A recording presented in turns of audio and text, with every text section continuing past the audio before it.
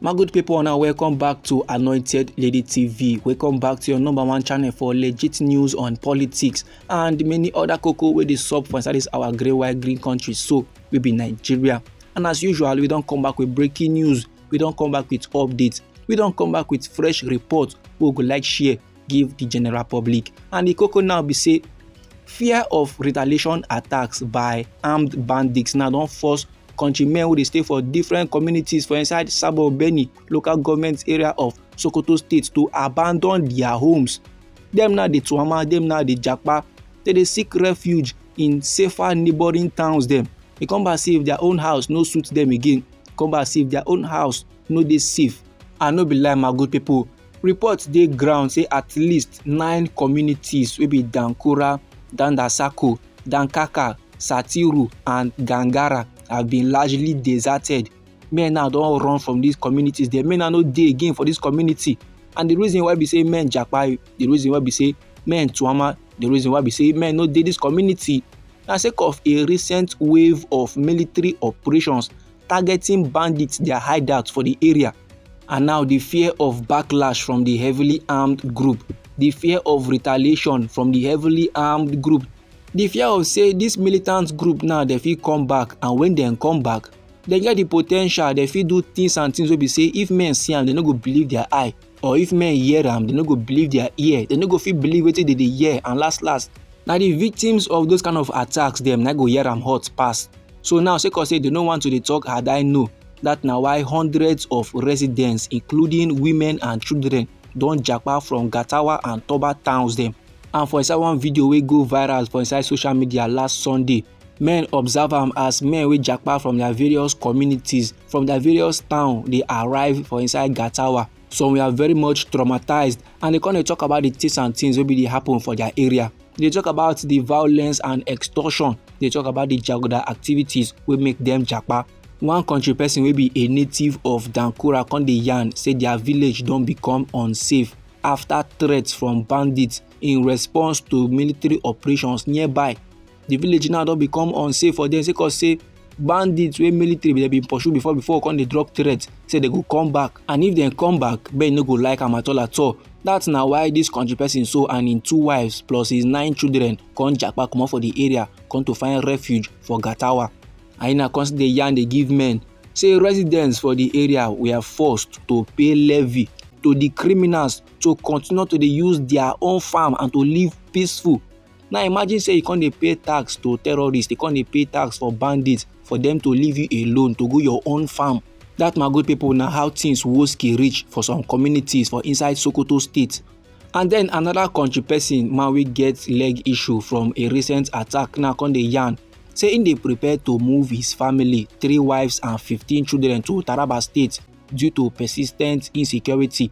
Because say the area now no come dey safe again. This one sef wan just migrate, he wan comot for the state entirely, go Taraba state. And according to how they talk, they come aside from him mouth, he say they come in motorcycles, then loot their homes, then steal their food, even force them to work on their own farms. And even his aunt was recently attacked with a machete and is currently receiving treatment for inside Gatawa. And then another country person now come dey yarn say bandits stormed their home one night like that, and despite their pleas, despite the begging wey they beg the bandits, one of them slashed him co-wife with a machete. She suffered deep wounds for her head and arms. So like this now, Emma good people, these testimonies now to show say the things and things wey dey happen for Sokoto state e rough no be small. The bandits they didn't show mercy when they do their own jagoda activities, and like this now, many displaced residents now don dey yarn say the bandits now don sama warning give them, say make they no farm during rainy season, and they continue to dey extort them through levies and threats. That is the same bandits wey tell them say make they no enter farm for rainy season. Now the same bandits now come dey meet them, they collect levies them, and they still dey give them threats, they join. And today people constantly receive information from a source for inside Danasako. Say like this now, 14 people don bear RIP in a coordinated attacks on Kofaruwa plus Shadawa and Saturu just last week Wednesday. And then in order to avoid night attack, make it no be as if they sleep, bandits now can't appear. Some now they sleep for their village again, some then they sleep for their house. Instead, they go sleep for inside bush or then sleep for Gatawa.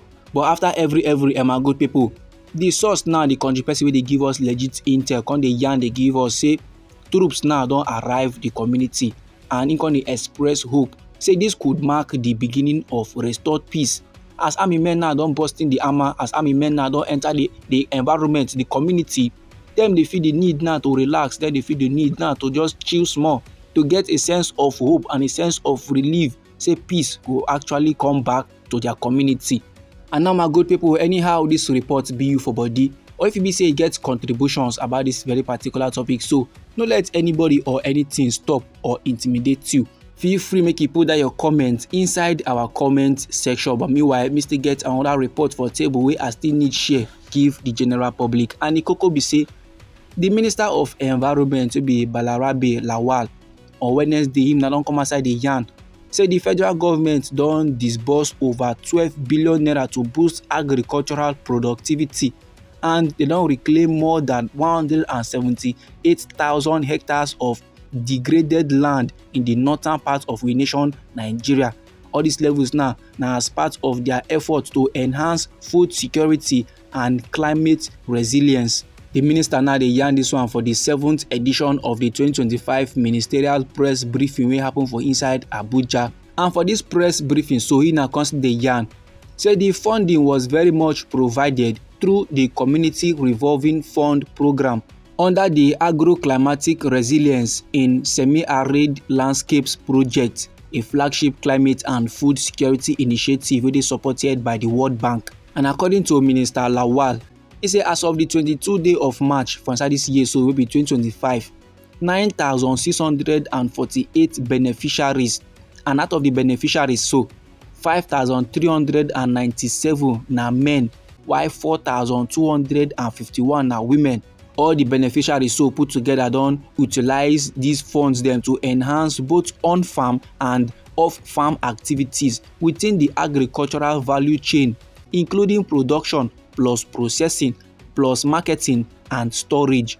And the aim of all these levels so na to bridge critical agricultural data gaps for inside we nation Nigeria. This my good people, na the updates, na the information I wan share give the general public. Now anyhow the matter be you for body, or if you be say you get contributions about this very particular topic, so no let anybody or anything stop or intimidate you. Feel free make you drop am inside our comment section. Once again, now we be Anointed Lady TV, and now we dey like give una legit news on politics and many other koko wey dey sup for inside this our white green country, so we be Nigeria. And if you be say you like this update and you would like to receive more, then sharply make you subscribe to the channel and don't forget to put on the notification bell so that as we dey bring more news dey come your side, now you go first receive the update and you go even get am sharp.